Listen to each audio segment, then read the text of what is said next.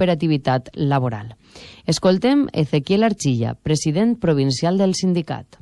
Un paro parcial de 12 a 12 y media del 30 de julio de este año por el detrimento de las condiciones de trabajo de los empleados públicos de la Dirección General de Tráfico en toda España, ¿no? La falta de formación, de acción social, la transparencia que brilla por su ausencia en los concursos y en la promoción en igualdad de condiciones, en las comisiones de servicio, que no hay publicidad, mérito de igualdad y capacidad, y la adecuación de las RPT, la jornada laboral adecuada. Estamos en contra de la privatización de servicios como las futuras matriculaciones online, que se van a externalizar los servicios de las matriculaciones.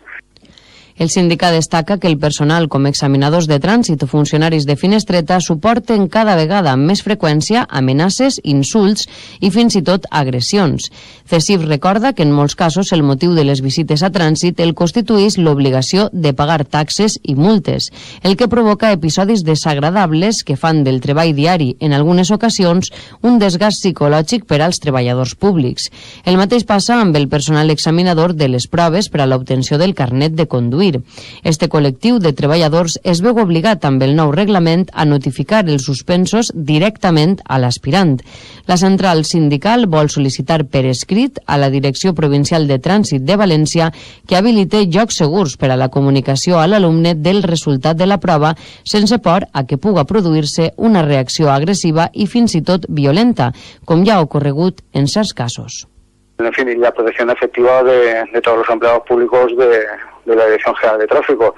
En contra también de las agresiones a los empleados públicos, no se protege a los empleados públicos de la Dirección General de Tráfico que están más expuestos al ciudadano, como son los examinadores todos los días. Y bueno, pues estamos pendientes también de a ver la Dirección General de Tráfico si nos concede algunas de nuestras peticiones.